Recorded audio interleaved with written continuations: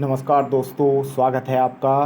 प्यारे दोस्तों, ये घटना चक्र का सीरीज चल रहा है और एनवायरनमेंट का जो घटना चक्र है अभी जो लेटेस्ट आया है प्यारे दोस्तों 2023 वाला, 2023 का, इसको हम पढ़ रहे हैं प्यारे दोस्त। ये एकदम अपडेटेड है। तो इस पर हमने एक चैप्टर, पहला चैप्टर को कंप्लीट कर लिया था और दूसरा चैप्टर का नाम है पारिस्थितिकी। तो पारिस्थितिकी में कुछ चीज़ों को हमने कर लिया था इससे पहले ही, और अब ये हमारा जो बाकी चीज़ें रह गई थी इस चैप्टर में उसको हम कवर करने वाले हैं। पारितंत्र के घटक वगैरह ये सब हमने देख लिया था, ठीक है। कौन कौन से घटक होते हैं ये सारी बातों को हमने देखा था।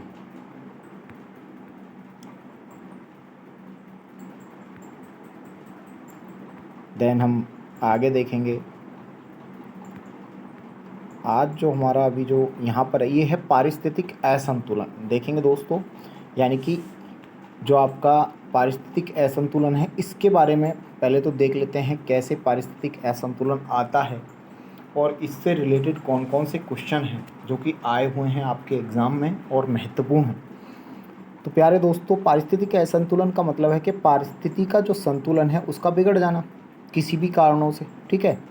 तो पारिस्थितिक असंतुलन में देखेंगे मूल रूप से कारण, जो मेन कारण है वो क्या है दोस्तों, वनोन्मूलन, अर्थात आप देखेंगे कि जो पेड़ पौधे हैं उनको काटा जाना, ठीक है। तो इसमें देखेंगे वैसे वनोन्मूलन किस वजह से हो रहा है, तो देखेंगे कई बार तो प्राकृतिक आपदाएं आती हैं। आप देख लीजिए यहाँ पर दिखा रखा है, तो प्राकृतिक आपदाएं हो सकती हैं, है ना। कागज़ के लिए भारी मांग है तो वहाँ पर भी भाई काटा जा रहा है वनों को चारागाह में परिवर्तित किया जा रहा है। उसके बाद देखेंगे वन भूमि का कृषि भूमि में परिवर्तन। भाई जो वन भूमि है वो कृषि में परिवर्तित हो रहा है। झूमिंग कृषि की जा रही है। झूमिंग कृषि का मतलब है एक जगह से क्या होता है, आपके वन काटे जाते हैं, वहाँ पर फिर कृषि की जाती है, फिर वो दूसरी जगह 1-2 साल करके फिर यही प्रक्रिया आप दूसरी जगह अपनाते हैं। इसको झूमिंग कृषि बोलते हैं, ठीक है। वन अग्नि, वनों में अग्नि लगना, ठीक है, यानी कि आग लग जाना वनों में, तो ये भी एक कारण है। औद्योगिक और व्यवसायी रूप से दोस्तों आप देखो लकड़ी का उपयोग कर रहे हो, फर्नीचर वगैरह बनाए जाते हैं। नीति निर्माण में सतत विकास जो दोस्तों आपकी संकल्पना है उसका अभाव है, कहीं ना कहीं शहरीकरण है। तो ये सारे के सारे वनोन्मूलन के कारण हैं। तो प्यारे दोस्त, ये मैंने बताया। अब आप यहाँ पर इससे रिलेटेड जो क्वेश्चंस पूछे गए हैं इसको देखेंगे। प्रश्न देख लीजिए। पहला प्रश्न है, निम्नलिखित में से कौन सा पारिस्थितिक संतुलन बनाए रखने में मदद नहीं करता, संतुलन बनाए रखने में मदद नहीं करता। आप देखो वन रोपण करेंगे तो ये तो अच्छी बात है। जैव मंडल भंडार, ठीक है, ये जैव मंडल रिजर्व बनाएंगे तो अच्छी बात है भाई, वहाँ पर बायोडाइवर्सिटी को सेव किया जाएगा। वर्षा का जल का प्रबंधन, लेकिन वनों को काटना दोस्तों ये तो असंतुलन बनाएगा, ठीक है। तो इसका आंसर ए हो जाएगा। उसी प्रकार आप देखेंगे यहाँ पर प्रश्न नंबर 2 देखिए। निम्नलिखित में से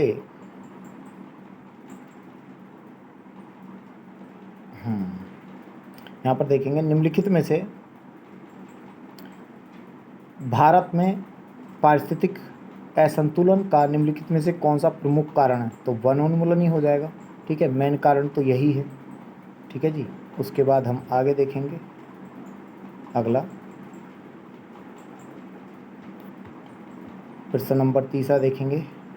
निम्नलिखित में से किस कार्य से पारिस्थितिक असंतुलन जो है वो बिगड़ रहा है, ठीक है। तो बताइए, लकड़ी काटने से ही हो रहा है, ये भी सेम हो जाएगा, ठीक है। उसके बाद आप देखेंगे अगला पॉइंट, चौथा, निम्नलिखित में से किस पारिस्थितिक संतुलन से संबंधित नहीं है, कौन सा पारिस्थितिक संतुलन नहीं है, यानी कि इससे रिलेटेड नहीं है। तो आप इसका भी प्रश्न क्या हो जाएगा, आप देखेंगे पारिस्थितिक संतुलन से संबंधित जल प्रबंधन तो भाई है, वनोरोपण भी है, ठीक है जी। और क्या है, औद्योगिक प्रबंधन इससे संबंधित नहीं है, औद्योगिक प्रबंधन अलग चीज़ है, जबकि वन्यजीव सुरक्षा भी इसी से रिलेटेड है। तो एक ये हो गया। एक है आपका, आप देखेंगे अगला टॉपिक है आपका वहन क्षमता, ठीक है, और आपका पारिस्थितिक क्रमता, ये क्या है, ठीक है जी। वहन क्षमता और पारिस्थितिक क्रमता ये क्या होता है, इससे रिलेटेड कौन से क्वेश्चंस हैं, ठीक है। इस पर जो है क्वेश्चन बनता है कई बार। केयरिंग कैपेसिटी क्या होती है, ठीक है जी। आप इसको आप ऐसे समझिए, एक क्षेत्र है, उसको आप समझेंगे, मैं इसको आपको थ्योरी में भी बता दूंगा। एक क्षेत्र है, इसमें मान लीजिए बहुत जो भी आपके संसाधन पाए जाते हैं, ऊर्जा के स्रोत होंगे, यहाँ पर पेड़ पौधे होंगे, ठीक है। तो यहाँ पर कुछ जनसंख्या भी रहती होगी, मान लीजिए कि यहाँ पर 100 जीव रहते हैं, बिल्ली, आपका कुत्ते, या फिर जो भी कोई भी जीव हो सकता है, शेर हो सकता है। तो ये मान लीजिए कि जो इस पार्टिकुलर क्षेत्र में जो रह रहे हैं जीव, और इनके लिए जो संसाधन है प्यारे दोस्त, ठीक है, तो इनके लिए जो संसाधन है, इसका मतलब ये हुआ कि वो केयरिंग कैपेसिटी होगा, यानी कि वो आपका वहन क्षमता उस जनसंख्या के लिए, क्या उस क्षेत्र की जनसंख्या के लिए, ठीक है, वो पूर्ति कर पा रहा है जो वहाँ के संसाधन है, ठीक है। तो इसको अब आप समझिए, आगे देखिए, यहाँ पर देखेंगे एक पारिस्थितिक, आप यहाँ पर थोड़ा सा इसको देख लीजिए, एक संतुलित पारिस्थितिक तंत्र में जीवों की वृद्धि भी संतुलित होती है। जीवों की वृद्धि एकदम ऐसा नहीं है, वो भी संतुलित होती है, लिखा हुआ है यह संतुलित वृद्धि, ठीक है। संतुलित वृद्धि किसी पारितंत्र की क्या होती है, वहन क्षमता, यानी क्योंकि आप देखेंगे इस एरिया में वो, इसका मतलब मैं ये कहना चाह रहा हूँ कि मान लीजिए ये एरिया है और इसमें अभी टोटल 100 प्रजातियाँ हैं, तो एक इसकी कैपेसिटी है, इससे ज़्यादा हो नहीं सकती, 100 के बाद ये सहन ही नहीं कर पाएगा। यानी कि अगर 101वीं प्रजाति इसमें होगी तो वो मर जाएगी।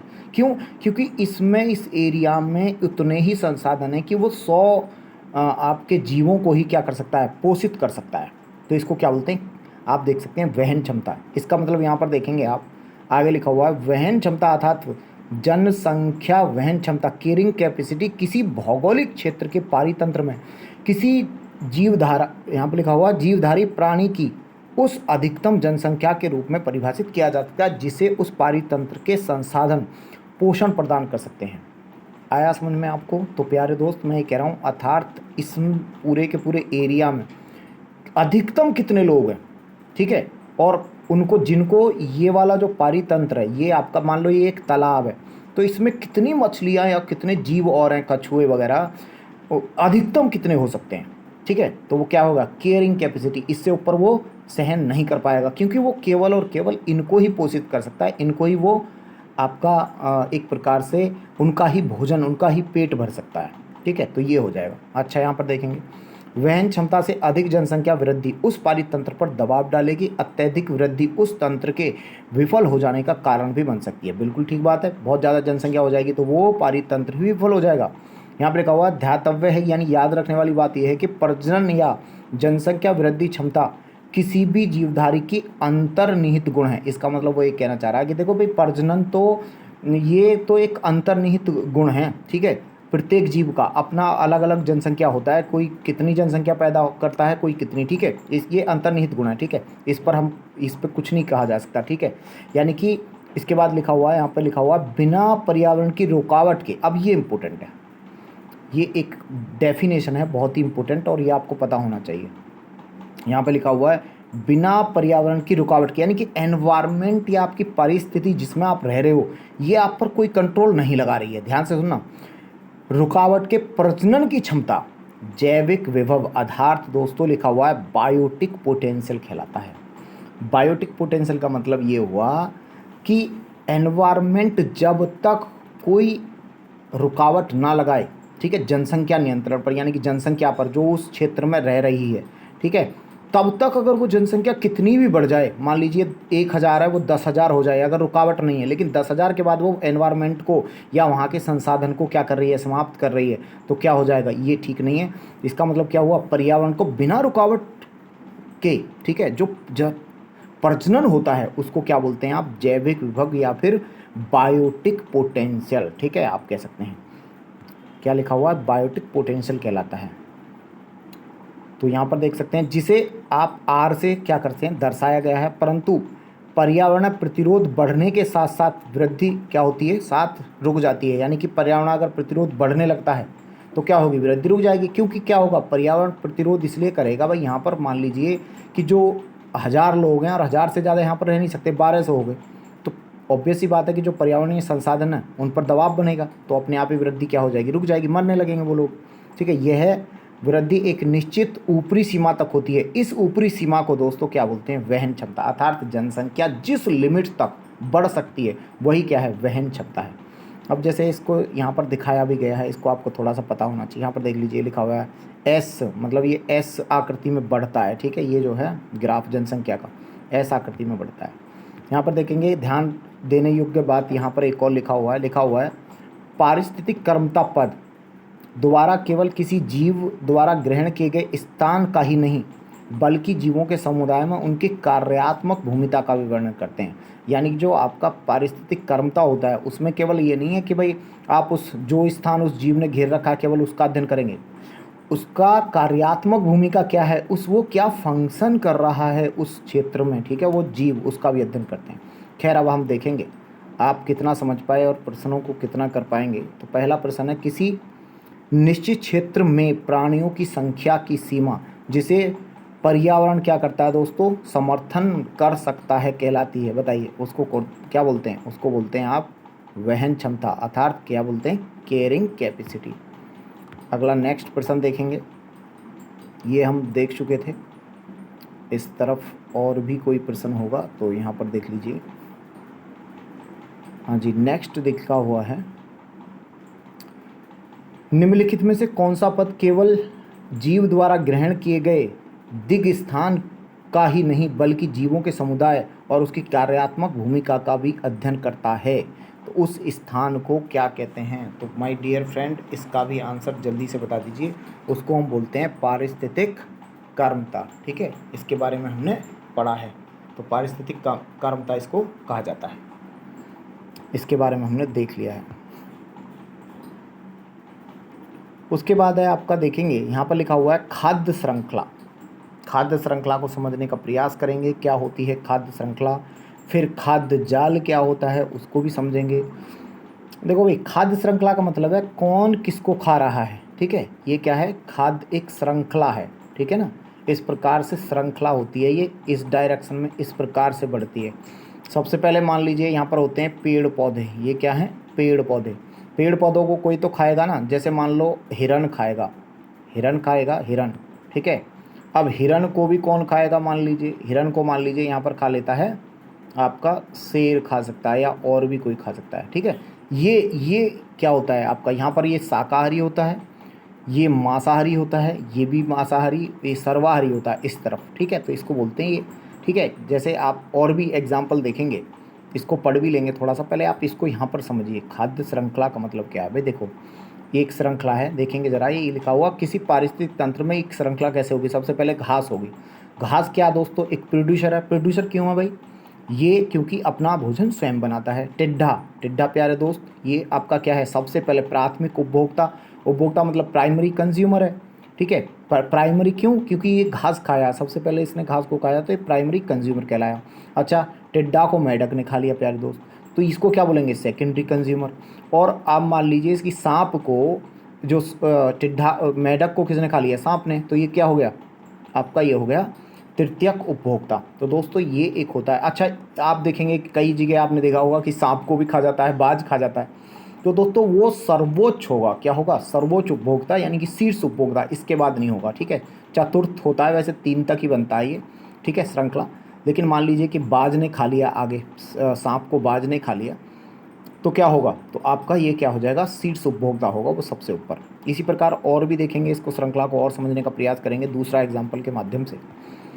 जैसे यहाँ पर दे रखा है घास, बकरी और मानव श्रृंखला का निर्माण करता है। जैसे मान लीजिए घास, घास को किसने खाया, आप देखेंगे कि बकरी ने खाया, तो ये तो स्वयंपोषी है भाई घास, तो ये शाकाहारी उपभोक्ता हो गया पहला बकरी, और बकरी को खा लिया मनुष्य ने, तो ये क्या है भाई आपका सर्वाहारी उपभोक्ता है, ठीक है।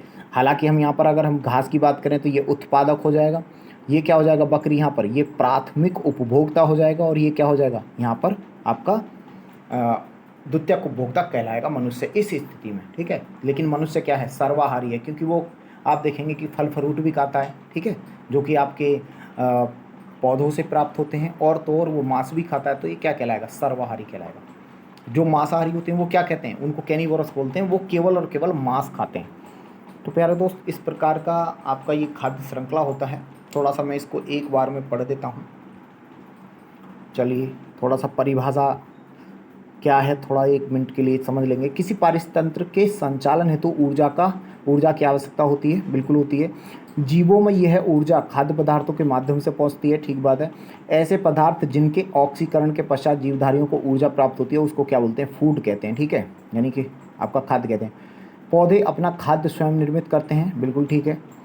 अब उसके बाद लिखा, जबकि जंतु खाद्य के लिए किस पर निर्भर रहते हैं, जो जंतु हैं, जीव जंतु, हम लोग किस पर रहते हैं, पौधों पर निर्भर हैं। तो खाद्य श्रृंखला अब आप देख लीजिए, खाद्य श्रृंखला विभिन्न प्रकार के जीवधारियों का एक ऐसा क्रम है जिसमें आप देखेंगे किसी पारितंत्र में ऊर्जा का प्रवाह होता है, ठीक है। अब यहाँ पर ऊर्जा का प्रभाव देख रहे हो आप, ये बात ध्यान रखना है, एक दिशीय यूनिडायरेक्शनल होता है। ऊर्जा का प्रभाव क्या हो रहा है, ए यूनिडायरेक्शनल, क्योंकि यहाँ से आप देखेंगे कि इस तरफ हो रहा है ऊर्जा का प्रभाव, इसने इसको खाया फिर इसको खाया, ये यूनिडायरेक्शनल हो गया। इसके बारे में हमने बात कर लिया है। इससे जुड़े हुए प्रश्न देखेंगे पहले। यहाँ पर कुछ और चीज़ दिया हुआ, देखो भाई, उत्पादक क्या है, तो प्रोड्यूसर मतलब जो हरे पौधे, पेड़ पौधे और शैवाल वगैरह हैं, है ना। उपभोक्ता क्या है, जैसे जानवर हो गया, मनुष्य, ठीक है, उपभोक्ता है। अपघटक क्या होते हैं, अपघटक भी ध्यान रखना, अपघटक आपके जैसे कवक और जीवाणु, यहाँ पर विषाणु अपघटक में नहीं आता है, ध्यान रखना है। अपघटक को बोलते हैं प्यारे दोस्तों, क्या बोलते हैं, डीकम्पोजर। डीकम्पोजर मतलब होता है जो आपके बायोटिक कंपोनेंट होते हैं, ठीक है, यानी कि जैविक जो जैव तत्व होते हैं उनको अजैव तत्वों में क्या करते हैं, वो कन्वर्ट कर देते हैं। जैसे मान लो कि एक मृत आपका मान लीजिए कि कोई जीव है, ठीक है, उसको ये क्या करते हैं, डीकम्पोज कर देते हैं उसको, ठीक है। एक प्रकार के खाते हैं, ठीक है, अपना भोजन भी इसी से प्राप्त करते हैं इसी दौरान ये लोग, ठीक है, जब मरे सड़े गले चीज़ों को ये लोग खाते हैं, ठीक है, और उनको आप देखेंगे कि बाद में वो मिट्टी में ही कन्वर्ट हो जाते हैं, तो अजैव तत्वों में। तो देखेंगे अपघटक भी पढ़ लिया हमने। खाद्य श्रृंखला के बारे में हमने बताया। आगे देखेंगे प्राथमिक उपभोक्ता, ये सब परिभाषा सेम दे रखी है, इसमें कुछ करना नहीं है, सेम ही है। हाँ, यहाँ पर एक चीज़ है, जैसे मान लो कि जो आपका देखो दो चीज़ हैं, पृथ्वी है मान लीजिए ये, तो यहाँ पर मान लो कि भाई ये तो स्थल ही है, लेकिन यहाँ पर मान लो ये समुद्र है, ठीक है, ये समुद्र है। इसी प्रकार यहाँ पर भी ये समुद्र है। तो प्यारे दोस्त, जिस जिस प्रकार यहाँ पर हरे पेड़ पौधे होते हैं ये प्राथमिक उपभोक्ता होते हैं, इसी प्रकार जल में भी जो है ना उत्पादक होते हैं, ठीक है, समुद्र में भी, उनको बोलते हैं दोस्तों, ध्यान रखना है आपको। प्राइमरी जो प्राथमिक उपभोक्ता होते हैं, जैसे स्थल पर पेड़ पौधे प्राथमिक उपभोक्ता हैं, ठीक है, इसी प्रकार समुद्री खाद्य श्रृंखला में प्यारे दोस्त फाइटोप्लैंक्टन्स, ठीक है, ये क्या होते हैं, फाइटोप्लैंक्टन्स मतलब एक प्रकार के हरे पेड़ पौधे हैं जो कि समुद्र में उगते हैं, तो आपको याद रखना है। अब यहाँ पे लिखा हुआ है, देखो ये आप देखेंगे, मुख्य प्राथमिक उपभोक्ता हो गया फाइटोप्लैंक्टन, लिखा हुआ है ये प्रकाश संश्लेषण की प्रक्रिया द्वारा ऊर्जा प्राप्त करते हैं, बिल्कुल ठीक बात है।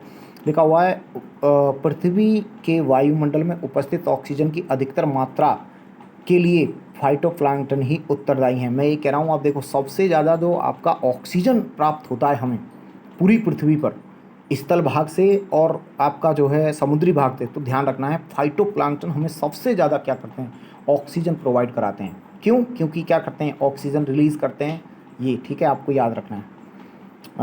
उसके बाद देखेंगे भाई, यहाँ पर देख लीजिए प्राथमिक उत्पादक किस तरफ दे रखे हैं और पारिस्थितिक तंत्र, तो यहाँ पर देखेंगे फाइटोप्लैंक्टन बताइए कहाँ पर है, गहरे जल के स्रोत या समुद्र में मिलते हैं। जड़युक्त पौधे कहाँ पर मिलेंगे, जिनमें जड़ होती हैं, तो छिछले पानी में, जिसके आप दलदल बोल सकते हो। विभिन्न प्रकार की घास और जंगली जो शाकीय पौधे कहाँ पर मिलेंगे, वो घास स्थल में मिलेंगे, ग्रास लैंड में, ठीक है। फसल के पौधे वो तो आप देखेंगे फसल भूमि में ही मिलेंगे, क्रॉप लैंड। खैर ये आपको पता होना चाहिए। अब एक कुछ चीज़ें यहाँ पर दे रखी हैं जो आपको जानना चाहिए, बड़ा ही महत्वपूर्ण है। यहाँ पर देखिएगा आप, लिखा हुआ है किसी खाद्य श्रृंखला में मुख्यतः शाकाहारी प्राणी ही, जो शाकाहारी प्राणी है वही क्या कहलाता है, प्राथमिक उपभोक्ता कहलाता है, ठीक है। उदाहरण के लिए हिरण जो है वो क्या है, एक शाकाहारी प्राणी है, अतः वो क्या है, प्राथमिक उपभोक्ता भी है। चींटी, बड़ा ये कई बार क्वेश्चन पूछा हुआ है, वेरी वेरी इंपॉर्टेंट है प्यारे दोस्त। चींटी जो है वो डीकम्पोजर भी है, ध्यान से सुनिएगा, डीकम्पोजर भी है, और साथ ही साथ प्यारे दोस्त ये आप देख लीजिए क्या है, प्राथमिक उपभोक्ता, दोनों श्रेणी में रखा गया है। क्यों भाई, चींटी क्या खाती है, चींटी आपके पेड़ पौधों से जो चीज़ें मिलती हैं वही खाती है, तो प्राथमिक उपभोक्ता ही हुआ, यानी कि एक शाकाहारी प्राणी भी है। लेकिन दोस्तों ये सड़ी गली चीज़ों को भी खाता है, तो इसीलिए क्या करता है, ये आपका डीकम्पोजर का भी काम करता है। लिखा हुआ है ये पौधों को खाकर सेलुलोज से ऊर्जा प्राप्त करता है, पौधे खाएगा, चींटी खाती है तो अपना सेलुलोज प्राप्त कर रहा है, तो ये आपका प्राथमिक उपभोक्ता में भी आता है। अब बाघ देख लीजिए, बाघ क्या है दोस्तों, एक मांसाहारी प्राणी है। लोमड़ी तो सर्वाहारी है, मांसाहारी भी है, मतलब सब कुछ खाती है, ठीक है। ये दोनों प्राथमिक उपभोक्ता श्रेणी में नहीं आते हैं, खैर वो तो आएंगे ही नहीं। आप देखेंगे अतः वे जीवधारी जो अपना भोजन प्राथमिक उत्पादकों यानी कि हरे पौधों पर निर्भर रहते हैं, ठीक है, क्या कहलाते हैं, प्राथमिक उपभोक्ता कहलाते हैं, या शाकाहारी प्राणी भी कहते हैं। अब इसमें शाकाहारी प्राणी आते हैं, ठीक है, ये बता दिया है। जीवधारियों का भी आप देखें, इन शाकाहारी प्राणियों को खाने वाले जीवधारियों को क्या कहते हैं, मांसाहारी कहते हैं। अतः इनको ये देखेंगे, अतः उपभोक्ता परपोषी जीव होते हैं। तो आपका परपोषी होते हैं, उपभोक्ता जितने भी होते हैं प्राथमिक द्वितीयक, क्योंकि ये अपना भोजन किस पर निर्भर रहते हैं, भोजन के लिए आपके प्राथमिक उपभोक्ता यानी कि प्रोड्यूसर्स पर निर्भर रहते हैं। ये सारा हमने देख लिया है। आपका प्रश्न देखेंगे एक एक करके प्यारे दोस्तों। तो आपको बताना चाहिए कि पारिस्थितिक तंत्र में इस तरफ देखिएगा, एक घास स्थलीय पारिस्थितिक तंत्र के विभिन्न श्रृंखला के विभिन्न घटकों का सही क्रम क्या होगा। घास को टिड्डा खाएगा, टिड्डा को मेढक, मेढक को सर्फ, तो पहला ही होगा ना, तो ए हो जाएगा, इसका आंसर क्या हो जाएगा, ए। उसके बाद आप आइएगा इस तरफ, क्वेश्चन नंबर दूसरा पूछा गया। प्रश्न नंबर है, निम्नलिखित में से कौन खाद्य श्रृंखला का निर्माण करेंगे, बताइए भाई। घास गेहूँ थोड़ी खाएगा, इधर देखेंगे भाग, ये भी नहीं है। इधर देखेंगे घास बकरी आदमी, घास को बकरी खाएगी और बकरी को आदमी खाएगा, हो जाएगा। इसके बाद आप आगे देखिएगा, आगे प्रश्न है, निम्नलिखित में से पारिस्थितिक तंत्र का कौन सा एक जीवीय घटक नहीं है। तो बताओ, जीव मतलब जिसमें जीव हो, ठीक है, तो बताइए, जानवर है, वनस्पति भी है, जीवाणु भी है, बट प्यारे दोस्त वायु नहीं है ना, वायु को जैविक घटक नहीं है, एबायोटिक घटक है ये, एबायोटिक कंपोनेंट है। चौथा प्रश्न महत्वपूर्ण प्रश्न है और उसको देखते हैं क्या इसका आंसर है। चलिए आगे देख लेते हैं, आंसर इसमें दे रखे हैं, यहाँ पर देखिएगा आप, बड़ा महत्वपूर्ण प्रश्न है और आईएएस में 2013 में पूछा हुआ प्रश्न है। लिखा हुआ पारितंत्र में जो खाद्य श्रृंखला होती है उसके संदर्भ में कथनों पर विचार करें।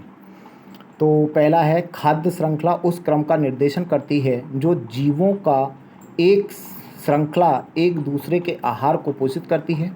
बिल्कुल ठीक है, ये तो भाई एक दूसरे के क्या करती है भाई, ये पोषित करती है ना। इस तरफ देख लीजिए, घास हो गया, फिर क्या आ जाएगा, टिड्ढा आ जाएगा, टिड्ढा के बाद मेढक आ जाएगा और मेढक के बाद तो ये कर रहा है ना एक दिशा। देख लीजिए, खाद्य श्रृंखला उस क्रम का निर्देशन करती है जिसमें जीवों की एक श्रृंखला एक दूसरे को आहार कर रहा है ना, ये इसको खा रहा है, ये इसको खा रहा है, ठीक है।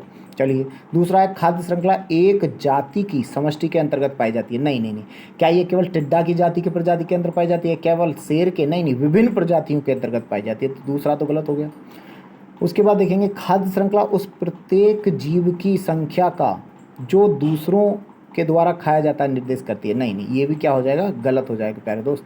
खाद्य श्रृंखला लिखा हुआ उस प्रत्येक जीव की संख्या का जो दूसरों को खाता है उनकी संख्या को नहीं दिखाता है प्यारे दोस्त, ये तो ये भी क्या हो जाएगा आपका, ये गलत हो जाएगा। विभिन्न जातियों को दिखाता है, एक प्रजाति को नहीं दिखाता, ये आपको याद रखना है।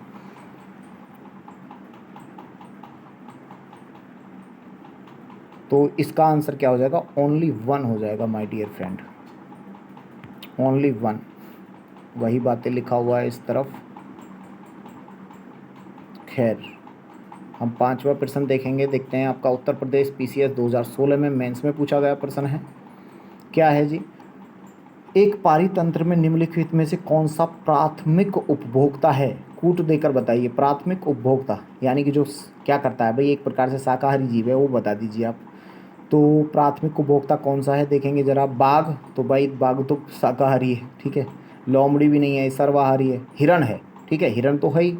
चींटी भी है, तो चींटी दोनों में रखा गया है। तो इसका आंसर जो है ना, देखो डिपेंड करता है, अगर मान लो केवल यहाँ पर हिरण ही होता, ठीक है, तो हो सकता था कि आंसर केवल दो हो, लेकिन अब चींटी को भी रखा गया क्योंकि ये देखो प्राथमिक उपभोक्ता में भी रखा गया और डिकम्पोजिट में भी, तो इसका आंसर ए हो जाएगा प्यारे दोस्त।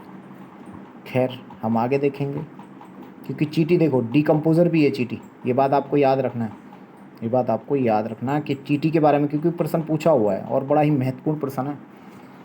खैर हम क्वेश्चन नंबर 6 देखेंगे, ये भी बड़ा महत्वपूर्ण है और फिर से ये यूपीएससी में पूछा हुआ है। तो देखो यूपीएससी वाले जो क्वेश्चन होते हैं दोस्त, उनको कौन कर पाएगा, जिनका कॉन्सेप्ट एकदम क्लियर है ना, तो देख लेते हैं, कुछ कारणों यदि तितलियों की प्रजाति यानी कि दोस्तों स्पेसीज़ की संख्या में गिरावट आती है, तितली की संख्या, तो लिखा हुआ है इसके इसके संभावित क्या हुआ, इसका या इसके संभावित परिणाम क्या हो सकते हैं।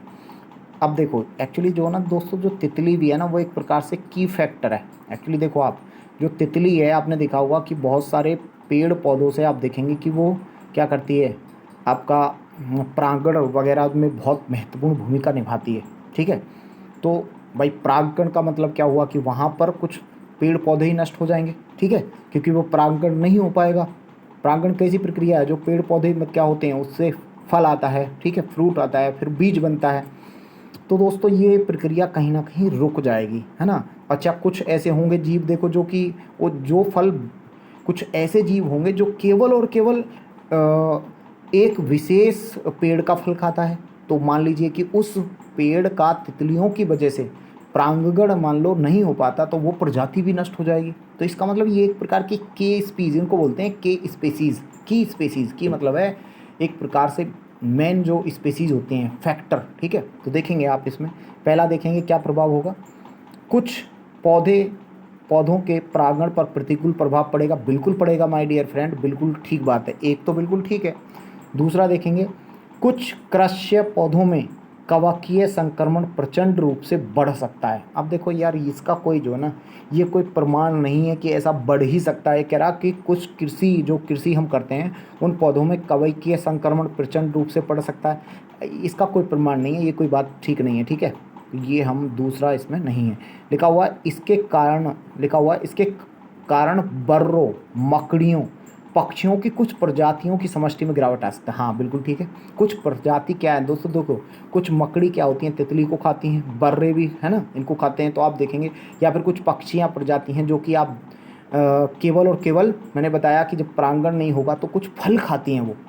ठीक है, और कुछ आप देखेंगे चिड़िया हो गया या पक्षी जो होते हैं, मकड़ियाँ, वो केवल सीधा ही डायरेक्ट तितली को खाते हैं। तो तितली की प्रजाति गिरावट होगी तो इनकी भी जनसंख्या क्या हो जाएगी, गिर जाएगी, मर जाएंगे ये लोग। ठीक है, तो प्यारे दोस्त इसका आंसर होगा 1 और 3, यानी कि 2 इसमें क्या है, ये गलत है। तो ये कॉन्सेप्चुअल क्वेश्चन है दोस्त, कई बार पूछ लिया जाता है के स्पीसीज प्रजाति कौन सी होती है। के स्पीसीज प्रजाति वो प्रजाति होती हैं प्यारे दोस्त, अगर वो पारितंत्र में ना रहें तो उनकी वजह से अन्य जीव क्या हो सकते हैं, नष्ट हो सकते हैं। तो एक बार मैं बता देता हूँ, की स्पीसीज कई बार पूछ लिया जाता है, ये वर्ड की, KEY, के स्पीसीज। ठीक है, की प्रजातियां, तो दोस्तों क्या होती हैं, अगर ये ना रहें तो अन्य प्रजातियां नष्ट होने का क्या है, खतरा बन रहता है। जैसे मान लो तितली हो गया, शेर भी के स्पीसीज है। ठीक है, तो बहुत, ये मुझे लग रहा है आपको कॉन्सेप्ट समझ में आ गया होगा। यानी कि उसके ना होने पर खाद्य श्रृंखला, जो आपका पूरा पारितंत्र है, वो डिस्टर्ब हो सकता है। तो ये सारी की सारी बातें मैंने बता दिया है प्यारे दोस्त, आप देख लीजिए अगला। खाद्य श्रृंखला में आप देखिएगा, फूड चेन में मानव क्या है, मानव एक निर्माता है, मानव एक प्राथमिक उपभोक्ता है। मानव बताइए क्या शाकाहारी को किसको खाता है, मानव क्या है, निर्माता तो नहीं है भाई, अपना भोजन स्वयं नहीं बनाता। ठीक है, केवल उपभोक्ता है, नहीं केवल उपभोक्ता भी नहीं है, प्राथमिक उपभोक्ता नहीं है, केवल द्वितीयक उपभोक्ता है, नहीं नहीं प्राथमिक भी है। कई बार वो आपको हरी सब्जियां भी खाता है और कई बार वो क्या है, मांस भी खा लेता है। ठीक है, तो प्यारे दोस्त ये दोनों ही होंगे, डी होगा इसका आंसर। आई थिंक मुझे लग रहा है ये वाला बात आप समझ गए होंगे। आगे देखते हैं 8वां प्रश्न में क्या है भाई। तो समुद्री पारितंत्र में अभी हम पढ़ के आए हैं, मुख्य जो आप देखेंगे मुख्य प्राथमिक उत्पाद क्या है। तो दोस्तों आप देख लीजिए, उत्पादक जो होता है फाइटोप्लैंक्टन होते हैं, और पृथ्वी पर सबसे ज़्यादा ऑक्सीजन रिलीज कर रहे हैं वो यही कर रहे हैं। इसके बारे में मैंने बताया, ऑक्सीजन की अधिकतर मात्रा के लिए फाइटोप्लैंक्टन क्या है, जिम्मेदार हैं। माय डियर आपको ये पता होना चाहिए। 9वां देख लीजिए, पारितंत्र के जैविक घटकों में कौन सा उत्पादक घटक है। तो आप बताइए, उत्पादक, हरे पौधे उत्पादक होते हैं, इसमें कोई बड़ी बात ही नहीं है। ठीक है, उसके बाद देखेंगे आप अगला 10वां प्रश्न क्या है। नेक्स्ट देखेंगे, प्रथम पोषक स्तर के अंतर्गत क्या आते हैं। भाई प्रथम पोषक स्तर में तो सबसे पहले जो आएगा वो आपका जो शाकाहारी जंतु आएंगे ना, पहले वो क्या करता है भाई, शाकाहारी जंतु पहले पोषक स्तर, पोषक का मतलब है सबसे पहले जो खाता है भाई, हरी आपका देख लीजिए घास को, शाकाहारी वस्तु वो होते हैं ना। ठीक है, हरे पौधों को जो खाते हैं, तो शाकाहारी जैसे मान लो हिरन हो गया, टिड्डा हो गया, तो इसमें आता है। तो ये भी आपको पता होना चाहिए। अगला देखेंगे, प्रथम पोषक लिखा हुआ है दोस्तों, 1 मिनट, ये प्रथम पोषक लिखा हुआ है इसमें, हाँ जी पोषक है ये। तो प्यारे दोस्त इसको आप थोड़ा ठीक कर लीजिएगा, प्रथम पोषक पूछ रहा ना कि उपभोक्ता। यहाँ पर देखेंगे पोषक मतलब, ठीक है। तो आपका क्या हो जाएगा, हरित पादप, यानी कि हरे पौधे क्या है, प्रथम पोषक होते हैं, प्रथम स्तर है ये। क्योंकि देखो आपको स्तर दिखा देता हूँ मैं आपको, थोड़ा सा कई बार आप कंफ्यूज हो सकते हैं।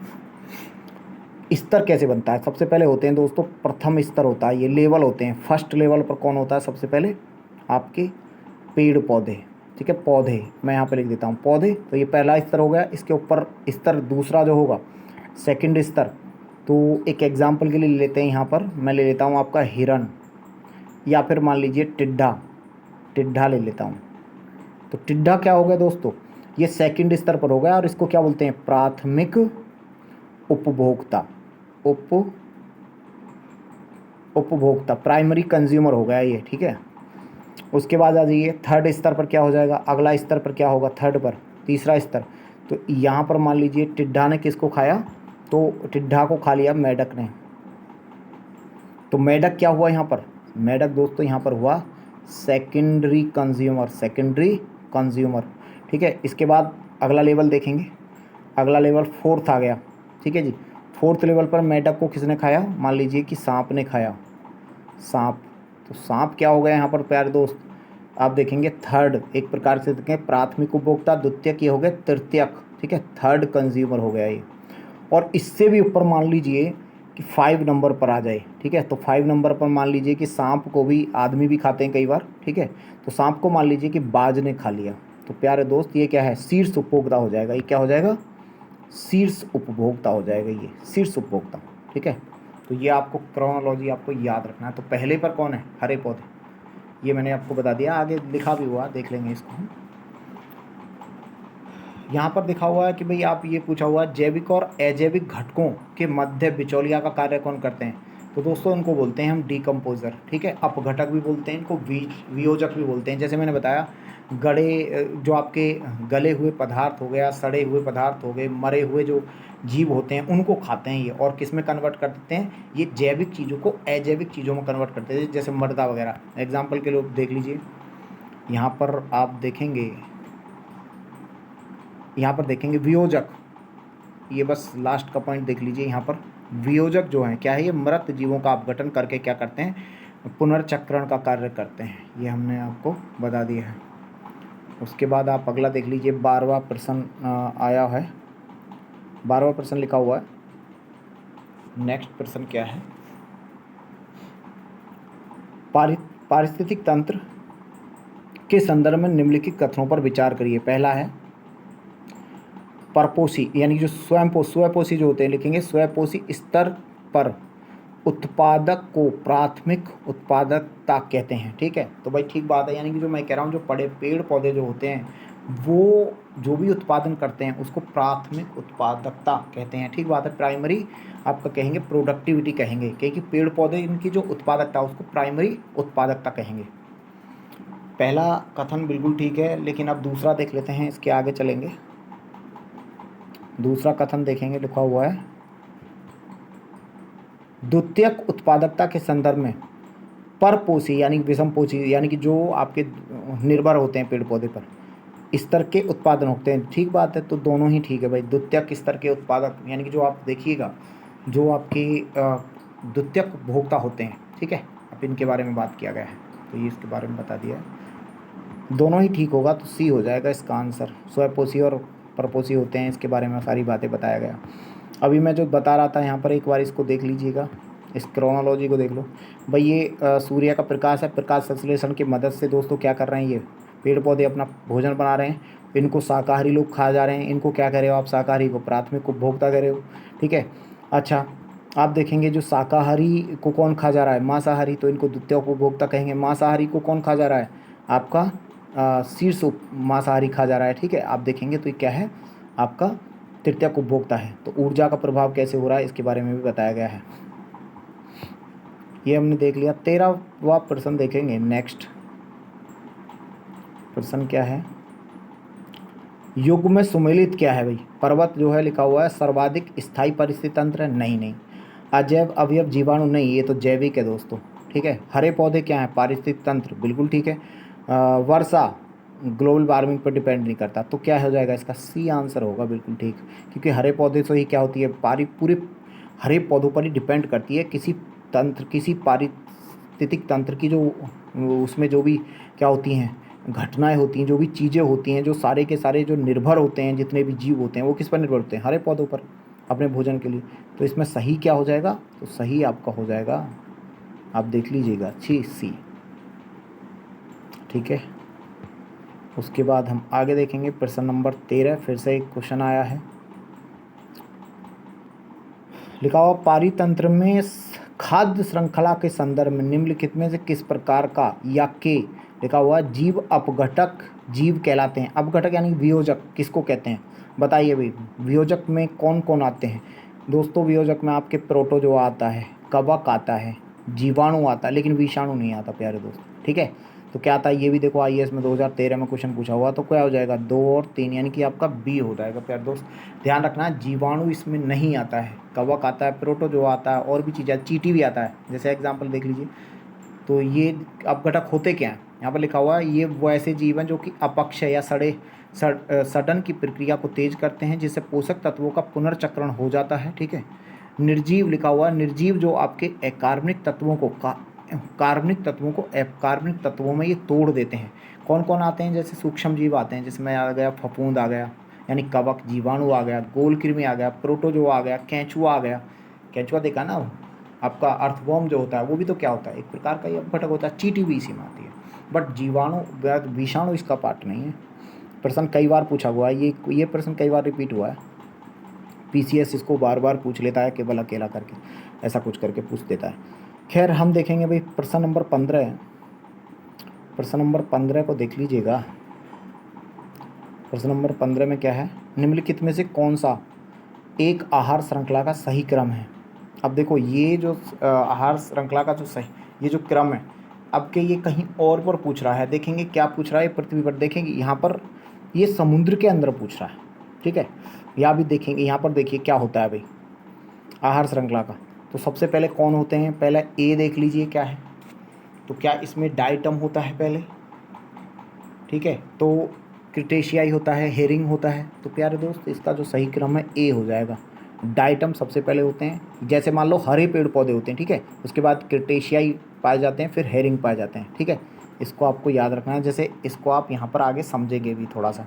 यहाँ पर देख लीजिए, एक्चुअली समुद्री जो आहार श्रृंखला है, समुद्री आहार श्रृंखला जो वहाँ पर स्वयंपोषी जो लोग मतलब होते हैं, यानी कि जैसे फाइटोप्लैंक्टन, उनको कहा जाता है डाइटम। ठीक है, उसके बाद इनको कौन खाता है? तो यानी कि शाकाहारी उपभोक्ता, जिनको आप प्राथमिक उपभोक्ता बोल रहे हैं, इनको कहा जाता है क्रिटेशियाई। ठीक है, और इसके बाद दोस्तों हेरिंग को कहा जाता है मांसाहारी जो है होते हैं, जीव होते हैं। जैसे मान लीजिए जो मांस खाते हैं, मछली हो गया, जो उसमें पाए जाते हैं, उनको बोलते हैं हेरिंग, यानी कि मांसाहारी उपभोक्ता। तो दोस्तों ये आपका क्रोनोलॉजी समुद्री श्रृंखला, खाद्य श्रृंखला का है। तो याद रखना है, सबसे पहले कौन होता है? परपोसी, जिसको आप समुद्री श्रृंखला में डाइटम कहते हैं। फिर क्रिटेशियाई आते हैं, जो कि शाकाहारी उपभोक्ता या फिर प्राथमिक उपभोक्ता होते हैं। हेरिंग जो होते हैं वो आपके मांसाहारी होते हैं, यानी कि द्वितीयक उपभोक्ता होते हैं। ये आपको याद रखना है। ऊर्जा प्रभाव देख लेते हैं भाई, ऊर्जा का प्रभाव कैसे होता है, ये इससे जुड़े हुए प्रश्न को देखेंगे। खैर, हम यहाँ पर बस ये देखने वाले हैं और सीधे क्या है इसके प्रश्न देखेंगे। देखिए भाई, ये मैं पहले भी बता चुका हूँ, अभी थोड़ी देर पहले भी आपको इसी प्रकार का एक डायग्राम समझाया था। एक बार फिर से देख लीजिए क्या है इसका क्रोनोलॉजी। तो ये सूर्य का प्रकाश है। ठीक है, सूर्य के प्रकाश में क्या हो रहा है आप देख लीजिए। ये पेड़ पौधे जो होते हैं वो हरे पौधे अपना क्या करते हैं, भोजन निर्मित करते हैं, और इनको क्या खाता है, शाकाहारी। तो इसको प्राथमिक उपभोक्ता, प्राइमरी कंज्यूमर। प्राइमरी कंज्यूमर यानी शाकाहारी को मांसाहारी लोग खाते हैं, जिसको आप सेकेंडरी कंज्यूमर कहा जाता है। ठीक है, और इस प्रकार देखेंगे उसको कौन खाता है, उससे ऊपर होता है शीर्ष मांसाहारी, और उसको तृतीयक उपभोक्ता कहते हैं। ऊर्जा का प्रभाव, ठीक है, किस प्रकार हो रहा है, यहाँ से यहाँ, यहाँ से यहाँ, ऐसे हो रहा है। ठीक है, तो ये आपको याद रखना है। पोषक स्तर की अगर हम बात करें तो दोस्तों पोषक स्तर भी कई पोषक स्तर होते हैं। जैसे मान लीजिए 3 से 4 पोषक स्तर हो सकते हैं, 3 से 4 भी हो सकते हैं। जैसे मान लीजिए सबसे पहले मैंने बताया अभी हरे पौधे पहला हो गया। ठीक है, उसके बाद दूसरा प्राथमिक उपभोक्ता हो गया, फिर द्वितीयक उपभोक्ता, तृतीयक उपभोक्ता, ये हो सकता है। तो जैसे मान लो पोषक कौन हो सकता है, पोषक स्तर 1 पर कौन होते हैं भाई, आधार स्तर होता है ये, इसमें स्वयंपोषी जीव होते हैं, प्राथमिक उत्पादक कहलाते हैं ये। तो पोषक स्तर दूसरा जो होता है उसको प्राथमिक उपभोक्ता बोलते हैं। जो पोषक स्तर 3 होता है उसको द्वितीयक उपभोक्ता, पोषक स्तर 4 होता है उसको क्या होते हैं, सर्वाहारी, और अंतिम या उच्चतम उपभोक्ता कहा जाता है प्यारे दोस्त। अच्छा, इसमें देखेंगे आप लिखा हुआ डीकम्पोजर, डीकम्पोजर भी है दोस्तों। इसके बाद होता है सभी पोषक स्तरों में आहार ग्रहण करता है, यानी कि ये सभी में मिलता है भाई, आपको जितने भी पोषक स्तर हैं उनमें सभी मिलेगा डीकम्पोजर, याद रखना है। प्रामीण की अगर हम बात कर लें तो दोस्तों ये ऊर्जा का प्रामीण है, यानी कि जो दो चीज़ें होती हैं प्रामीण, मान लो कि ऐसा, इसका मतलब ये है, देखो प्रामीण का मतलब ये इस प्रकार का है। जैसे मान लो पृथ्वी पर सबसे ज़्यादा क्या मिलता है प्यारे दोस्त, तो पेड़ पौधे सबसे ज़्यादा मिलेंगे, यानी कि आपके सबसे ज़्यादा क्या मिलेगा पृथ्वी पर, उत्पादक मिलते हैं, उत्पादक। उत्पादक से कम कौन होगा, क्योंकि उत्पादकों भाई इन पर ही निर्भर है, तो इनको जो आपके प्राइमरी कंज्यूमर होंगे वो इनसे कम होंगे, फिर इनसे भी कम कौन होंगे, इनसे कंज्यूमर कम होंगे सेकेंडरी कंज्यूमर, और जो उनसे कम होंगे वो क्या होंगे, आपके टॉप कंज्यूमर जो होते हैं या टर्सरी कंज्यूमर। ठीक है, तो आपका ये क्रोनोलॉजी पता होना चाहिए। ठीक है, ये मैं संख्या का आधार पर बता रहा था अभी, संख्या के आधार पर, यानी कि इनकी आप टोटल संख्या गिनो। जैसे मान लो पेड़ पौधों की अगर हम संख्या गिने तो सबसे ज़्यादा, जैसे मैं बात कर रहा हूँ संख्या का प्रामीण, संख्या का प्रामीण, प्रामीण भी कई होते हैं, हम स्थल पर देख रहे हैं, अभी ध्यान से सुनना। इसको मैं अलग अलग तरीके से मैंने बोला कि स्थल पर मैं पहले बता रहा हूँ जनसंख्या, आपका जनसंख्या का प्रामीण, तो संख्या सबसे ज़्यादा किसकी होगी, पेड़ पौधे की, उससे कम जनसंख्या किसकी होगी, तो प्राइमरी जो आपके कंज्यूमर होते हैं उससे कम सेकेंडरी कंज्यूमर, उससे कम टर्सरी कंज्यूमर। लेकिन प्यारे दोस्त अब मैं बोल रहा हूँ इसको, मैं जनसंख्या को हटाकर मैंने बोला कि ये ना, इस बार मैं आपके बात कर रहा हूँ जैव भार, यानी कि बायोमास का प्रामीण। बायोमास का मतलब है उनके, अब हम द्रव्यमान यानी कि उनका वेट देखेंगे प्यारे दोस्त। तो बताइए सबसे, अगर हम वजन मापें तो प्यारे दोस्त सबसे ज़्यादा जो आपका भार होगा किस में होगा, ये मैं कर रहा हूँ आपका जैव भार का प्रामीण, जैव भार, जैव भार के आधार पर, यानी कि पूरा भार। तो सबसे ज़्यादा जो जैव भार होगा वो भी क्या होगा दोस्तों, यहाँ पर ही होगा। ठीक है, पेड़ पौधे में ही सबसे ज़्यादा वजन होगा, तो पहले स्तर पर यहाँ पर भी यही रहेंगे।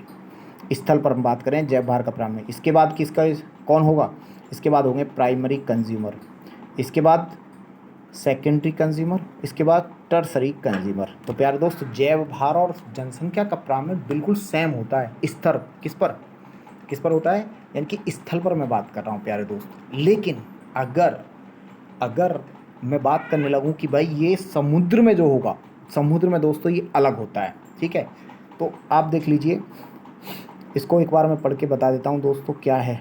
तो पारिस्थितिक तंत्र के अंदर, चलिए इसको यहाँ पर ले लेते हैं, इधर देखिएगा ताकि आपको क्लियर भी हो जाए। पारिस्थितिक तंत्र के विभिन्न स्तरों के लिखा हुआ प्रति इकाई क्षेत्र में उपस्थित जैव भार को रेखांकित निरूपक क्या बोलते हैं, जैव भार का प्रामीण कहलाता है। चलिए, उसके बाद लिखा हुआ स्थलीय पारिस्थितिक तंत्र में जैव भार का प्रामीण क्या होता है, अपराइट, यानी कि सीधा होता है प्यारे दोस्त। जबकि लिखा हुआ है जलीय पारितंत्र, यानी समुद्र तालाब, जो उसमें क्या होता है, जैव भार का प्रामीण उल्टा होता है, अर्थात इन्वर्ट होता है।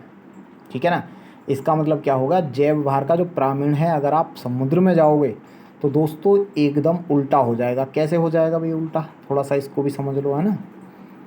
उल्टा का मतलब ये हो गया प्यारे दोस्त कि यहाँ पर जैव भार की बात करें तो सबसे ज़्यादा जो भार मिलेगा ना, यहाँ पर बड़ी मछलियाँ मिलेंगी जो मांसाहारी होंगी। ठीक है, उससे कम छोटी मछलियाँ मिलेंगी, और उससे कम मिलेंगे सबसे फाइटोप्लैंक्टन। ठीक है, यानी कि उनका जो वजन है उसके हिसाब से देख रहे हैं। तो दोस्तों ये उल्टा हो गया, यानी कि सबसे बड़ी मछलियाँ मिलेंगी, फिर उससे छोटी मछलियाँ, फिर उससे फाइटोप्लैंक्टन वगैरह ऊपर। तो दोस्तों ये उल्टा हो जाएगा, याद रखना है।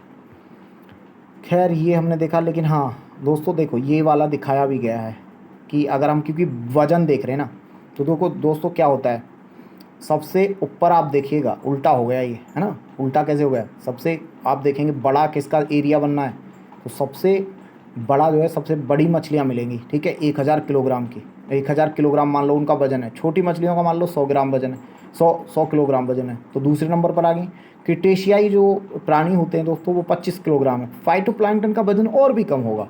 तो इसका मतलब क्या हो गया, ये उल्टा है। तालाब में दोस्तों क्या है, जैव भार का प्रामीण उल्टा होता है। स्थल पर ध्यान रखना, जनसंख्या का और जैव भार का प्रामीण सीधा होता है। लेकिन दोस्तों आप देखेंगे कि मैं जैव भार का प्रामीण जो आपका समुद्र या फिर जो तालाब होता है उसमें उल्टा होता है जैव भार का प्रमाण।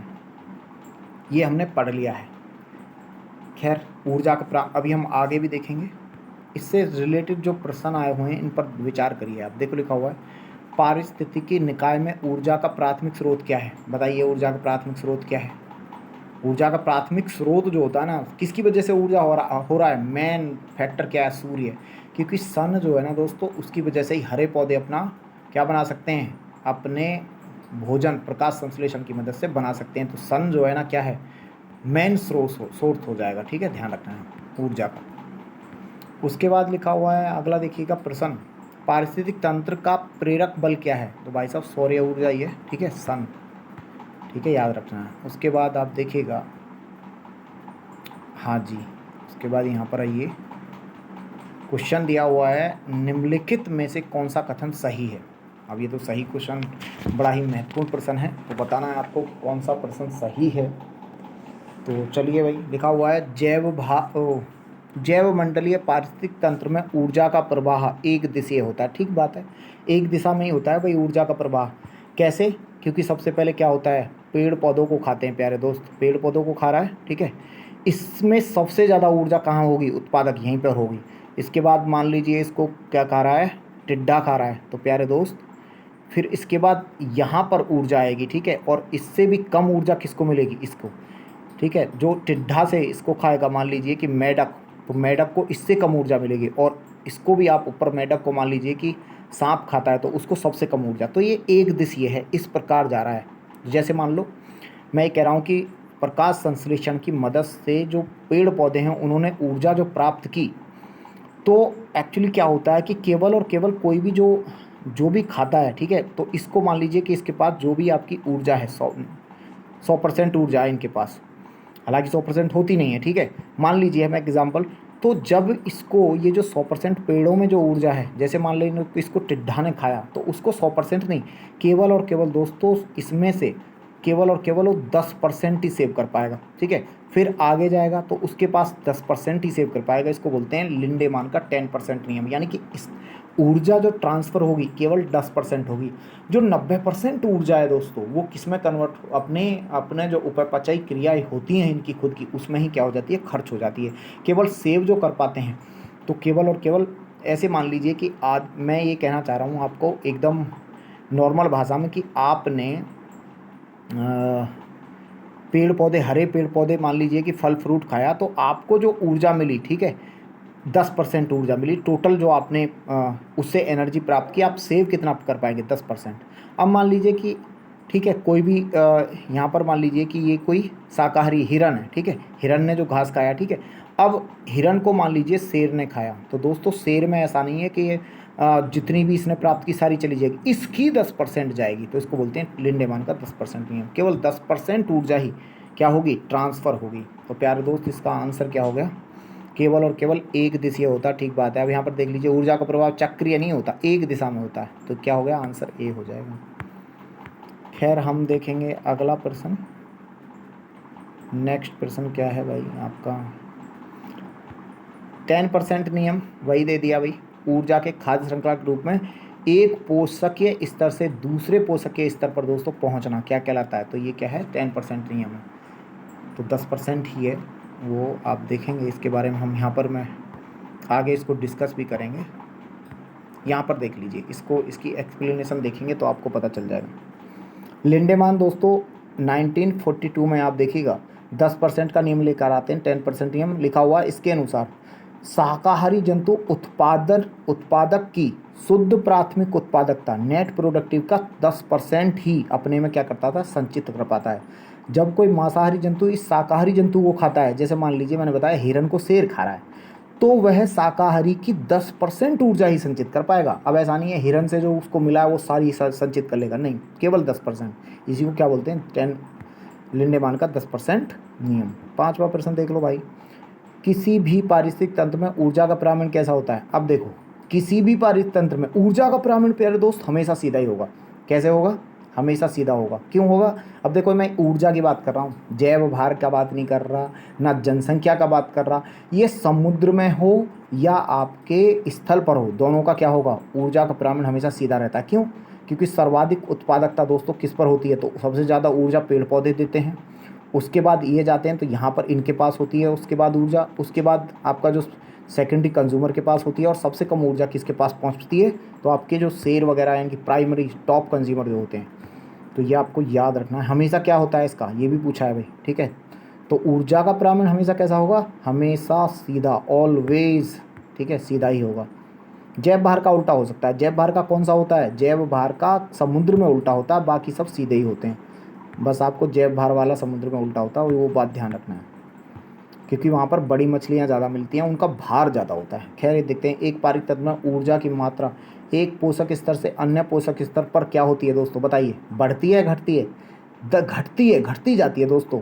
क्या, जैसे एग्जाम्पल के लिए मैं एक एग्जाम्पल बता रहा हूँ भाई, जो मान लीजिए मुर्गा है मान लीजिए, ठीक है, वो क्या कर रहा है कि आपको कुछ जो शाकाहारी चीज़ें या दाना खा रहा है, ठीक है, उससे उसने ऊर्जा प्राप्त किया, ठीक है, इसको मिला होगा ज़्यादा ऊर्जा। उसके बाद मान लीजिए इसको किसने खा लिया, मानव ने खा लिया, तो मानव को ऊर्जा दोस्तों और भी कम मिला, ठीक है। तो ये ऊर्जा का स्तर घटता जाता, ना कि बढ़ता जाता, याद रखना। अगला देखेंगे, ऊर्जा का ह्रास होता है, इस तरफ देखिएगा, पारिस्थितिक तंत्र की बात कर रहा है। पारिस्थितिक तंत्र में एक पोषक स्तर से दूसरे पोषक स्तर पर स्थानांतरण ऊर्जा की मात्रा क्या होती है, वही सेम क्वेश्चन आ गया, घटता है। पारिस्थितिक तंत्र में उच्चतम पोषक स्तर प्राप्त होता है, बताइए उच्चतम पोषक स्तर कौन होता है। तो ये वाला क्वेश्चन भी पूछा गया है भाई, उच्चतम पोषक स्तर सबसे ऊपर, मतलब ये कहना चाह रहा है उच्चतम पोषक स्तर की बात कर रहा है, यानी कि सबसे ऊपर की बात कर रहा है। तो प्यारे दोस्त इसमें कौन हो जाएगा, सर्वाहारी होगा ना, सर्वाहारी जो सब कुछ खाता है ना, सब कुछ खाता है, यानी कि शाकाहारी चीज़ों को भी, मांसाहारी चीज़ को भी, तो सर्वाहारी होगा, उच्चतम पोषक स्तर पर होगा। उसके बाद आप अगला देखिएगा, 9वां प्रश्न है, जैव भार का प्रामीण के बारे में पूछ लिया, बताइए जैव भार का प्रामीण लिखा हुआ उल्टा कहाँ पर होगा, तो तालाब में होगा ना, उल्टा तालाब में होगा, ये मैं बता चुका हूँ। उसके बाद देख लीजिए बायोमास का, जो फिर से वही है, बायोमास को क्या बोलते हैं, जैव भार का प्रामीण तंत्र उल्टा होता है, कहाँ पर होगा, तो समुद्र में होगा, ठीक है। ये भी क्वेश्चन हो गया। 11वां देखेंगे, नेक्स्ट प्रश्न, हाँ उसके बाद कोई क्वेश्चन नहीं है, देखेंगे भाई। अब आ गया जैव वानिकी और जैव आवर्धन क्या है। जैव वानिकी और जैव आवर्धन, ये भी महत्वपूर्ण क्वेश्चन है, ठीक है, यहाँ से भी प्रश्न पूछ लिए जाते हैं। तो जैव वानिकी क्या है, इसको देख लीजिए। पहले वर्ड लिखा हुआ है जैव वानिकी, इसको बोलते हैं दोस्तों बायोनोमिक्स। बायोनोमिक्स दो शब्द से मिला है, बायो प्लस नोमिक्स, ठीक है, से मिलकर बना हुआ है। इसका मतलब है, बायो मतलब क्या होता है, जीव या जीवन होता है, और जबकि नोमिक्स का मतलब होता है दोस्तों नॉमस, और इसका अर्थ होता है नियम। तो इसका मतलब क्या हुआ, बायोनोमिक्स का शब्द क्या हो गया, जीवन के नियम। तो जीवन के नियम क्या कहलाता है, बायोनोमिक्स। अब यहाँ पर लिखा हुआ है बायोनोमिक्स शब्द का क्या हो गया अर्थ, जीवन का नियम, अर्थात यह पारितंत्र का ही क्या है दोस्तों, बायोनोमिक्स यानी कि जैव वानिकी रियली में किसको कहते हैं, पारिस्थितिक तंत्र का ही एक पर्यायवाची शब्द है।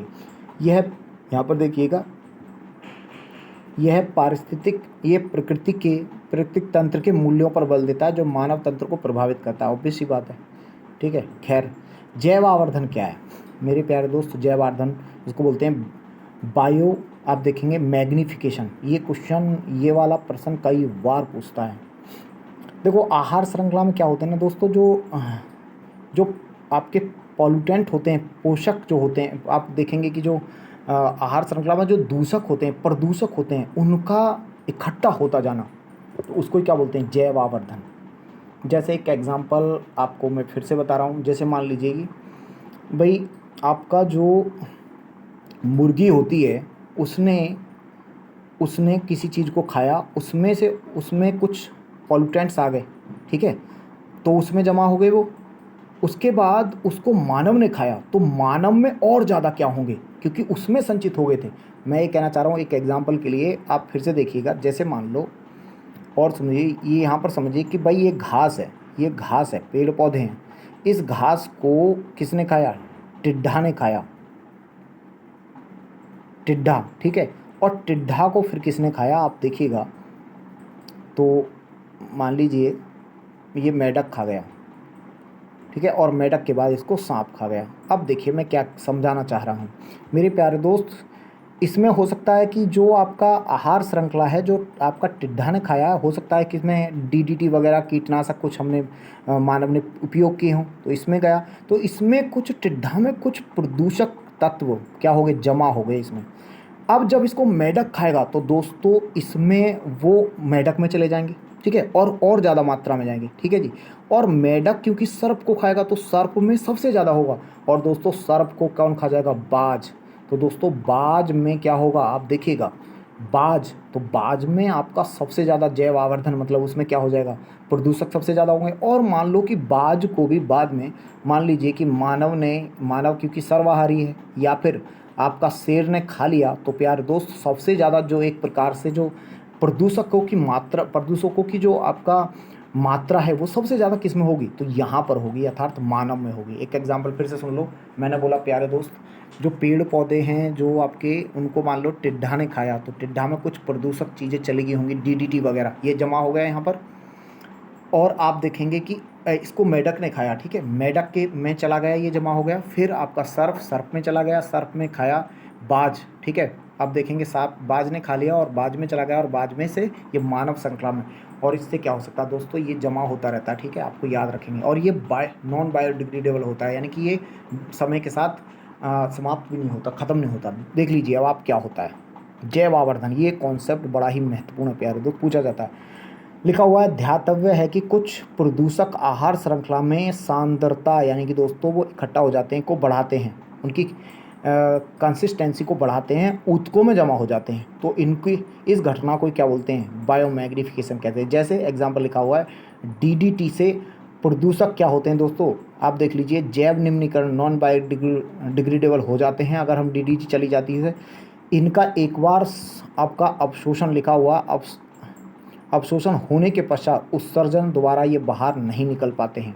तो डीडीटी दोस्तों इसके बारे में भी पूछ लिया जाता है। डीडीटी एक रसायन है जिसका जैविक रूप से ये क्या है, नष्ट नहीं किया जा सकता है, ठीक है। खाद्य श्रृंखला में डीडीटी का सांद्रण प्रथम स्तंभ पर क्या होता है दोस्तों, सबसे कम होगा। जैसे मैंने बताया, पेड़ पौधों में डीडीटी सबसे कम जाएगी। अगर मान लो उसको टिड्डा ने खाया तो उसमें और अधिक होगी। अगर टिड्डा को सांप ने खाया, मेढक ने खाया, तो उसमें सबसे मतलब और ज़्यादा होगी। अगर मेढक को किसने खाया, सर्प में, तो उसमें और ज़्यादा होगी। और अगर मेढक, मैंने बताया, सर्प को बाज ने खाया तो बाज में और ज़्यादा, और फिर बाज को मानव ने खाया या शेर ने, तो उसमें सबसे ज़्यादा सांद्रता होगी।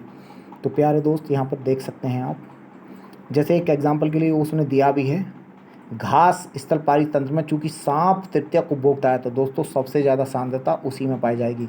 अतः लिखा हुआ, सामान्यतः जीवों में वसाक वाले ऊतकों में जमा होता है दोस्तों ये, ठीक है। तो डीडीटी क्या है, एक कीटनाशक है जिसका हम उपयोग करते हैं। खैर, बड़ा ही महत्वपूर्ण प्रश्न है आपका, और बाकायदा ये उत्तर प्रदेश पीसीएस वाला क्वेश्चन है, तो पूछा गया है। देखेंगे ज़रा, बायोनोमिक्स बताइए क्या है। इसका शाब्दिक अर्थ है जीवन का प्रबंधन, ठीक है। और उसके बाद देखेंगे आप अगला प्रश्न, दूसरा देखेंगे, ये लिखा हुआ है, यह पारिस्थितिक तंत्र का पर्याय है। ये बात तो बिल्कुल ठीक है, लिखा हुआ है, यह पारिस्थितिक तंत्र के मूल्य पर बल देता है और जो मानव तंत्रों को प्रभावित करता है।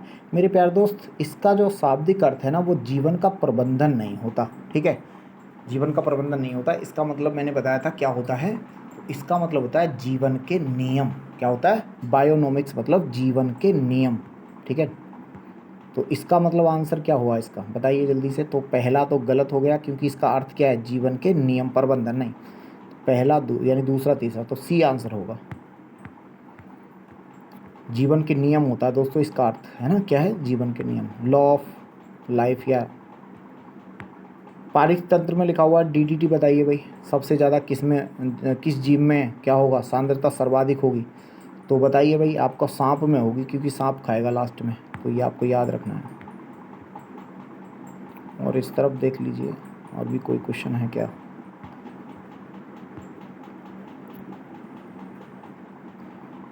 उसके बाद ये देखेंगे आप अगला, यहाँ पर लिखा हुआ है, जैव भू रासायनिक चक्र या जैव अनुकर्मण क्या होता है, ठीक है। तो ये क्या चीज़ें हैं, इनको देखेंगे भाई। यहाँ से भी प्रश्न आता है, जैव भू रासायनिक तत्व, उससे भी, तो इसको थोड़ा सा पढ़ लेंगे तो समझ में आ जाएगा क्या है ये, क्या नहीं है, क्योंकि कॉन्सेप्ट से जुड़ा हुआ है प्यारे दोस्तों। तो सारी बातों को हम करेंगे इसमें। देख लेते हैं।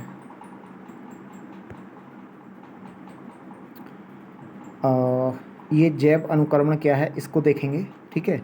और अभी इसमें देखो एक्चुअली अभी कई सारे टॉपिक इसमें रह गए हैं, ठीक है। तो मुझे लग रहा है कि अभी वीडियो ज़्यादा लंबा हो जाएगा प्यारे दोस्त, तो मुझे लग रहा है इसको हमें नेक्स्ट वीडियो में देख लेना चाहिए, क्योंकि कॉन्सेप्चुअल ज़्यादा है।